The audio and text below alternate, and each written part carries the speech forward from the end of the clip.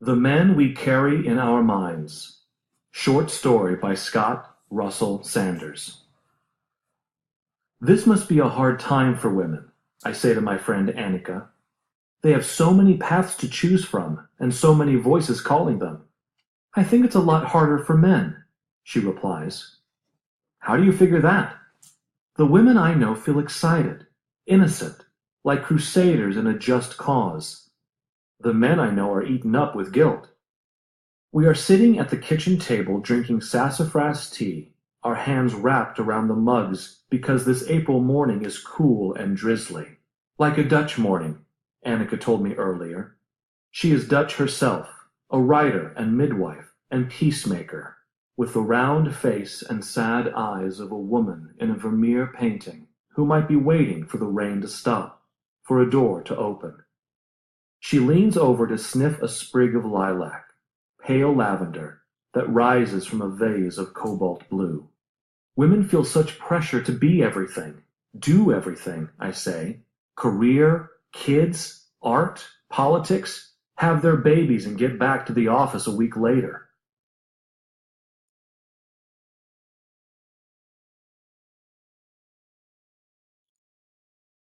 It's as if they're trying to overcome a million years worth of evolution in one lifetime. But we help one another. We don't try to lumber on alone, like so many wounded grizzly bears, the way men do. Annika sips her tea. I gave her the mug with owls on it, for wisdom. And we have this deep down sense that we're in the right. We've been held back, passed over, used, while men feel they're in the wrong. Men are the ones who have been discredited, who have to search their souls. I search my soul. I discover guilty feelings aplenty toward the poor, the Vietnamese, Native Americans, the whales, an endless list of debts. A guilt in each case that is as bright and unambiguous as a neon sign.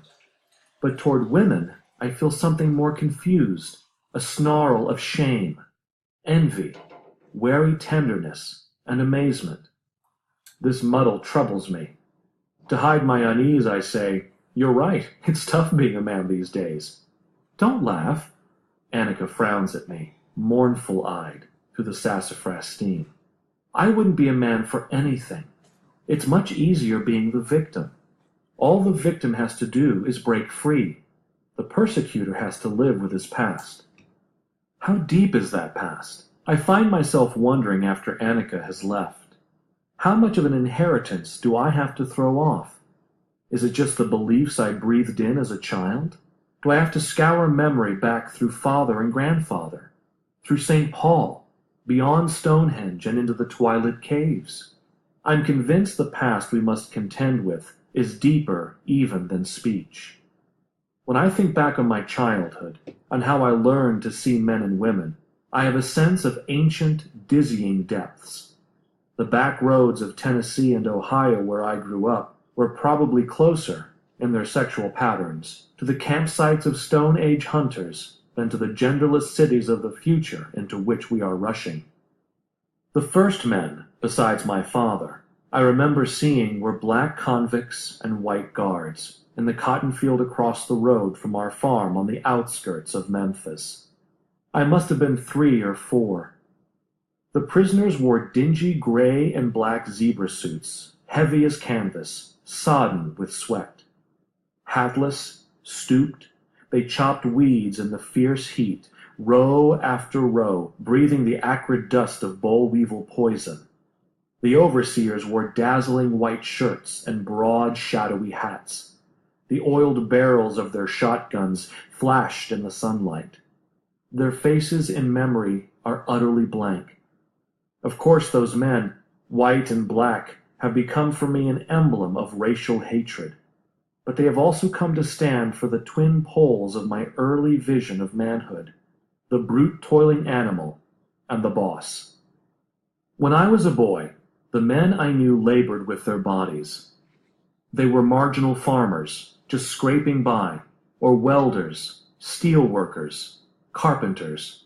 They swept floors, dug ditches, mined coal, or drove trucks, their forearms ropey with muscle, They trained horses, stoked furnaces, built tires, stood on assembly lines wrestling parts onto cars and refrigerators. They got up before light, worked all day long, whatever the weather, and when they came home at night, they looked as though somebody had been whipping them. In the evenings and on weekends, they worked on their own places, tilling gardens that were lumpy with clay, fixing broken down cars, hammering on houses that were always too drafty, too leaky, too small. The bodies of the men I knew were twisted and maimed in ways visible and invisible.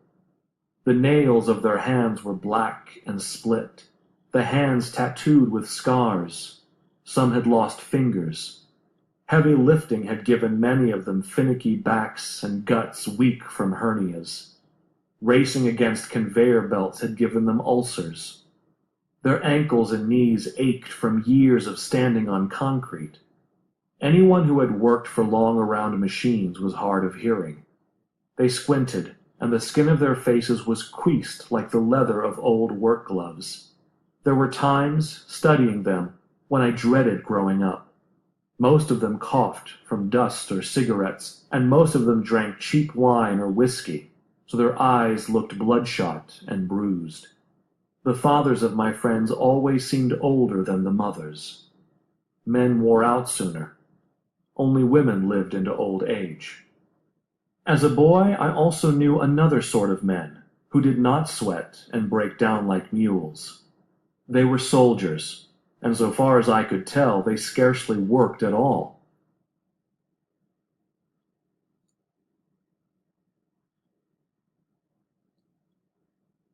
During my early school years, we lived on a military base, an arsenal in Ohio, and every day I saw GIs in the guard shacks, on the stoops of barracks, at the wheels of olive-drab Chevrolets.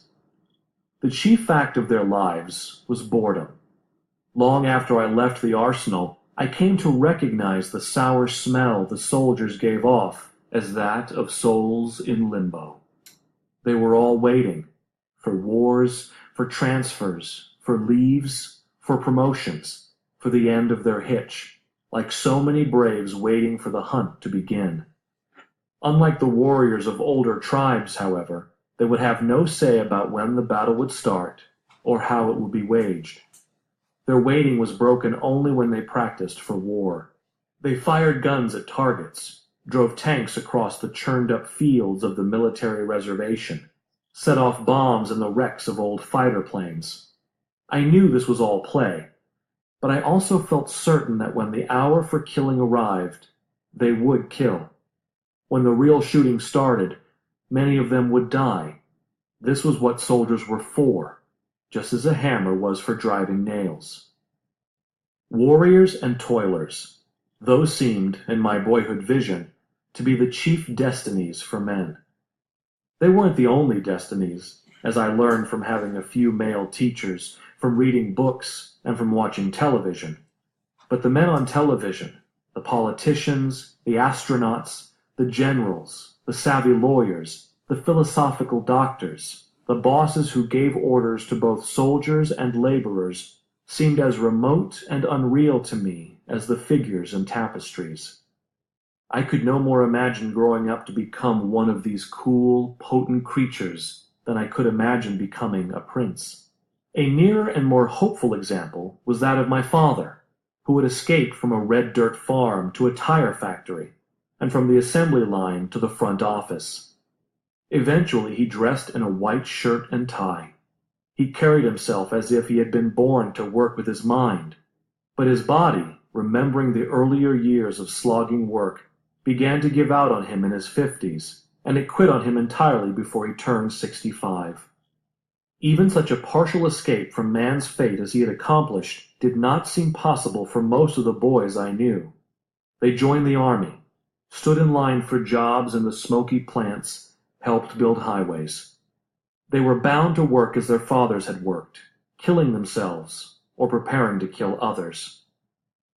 A scholarship enabled me not only to attend college, a rare enough feat in my circle, but even to study in a university meant for the children of the rich.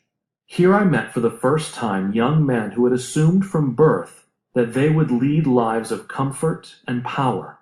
And for the first time, I met women who told me that men were guilty of having kept all the joys and privileges of the earth for themselves.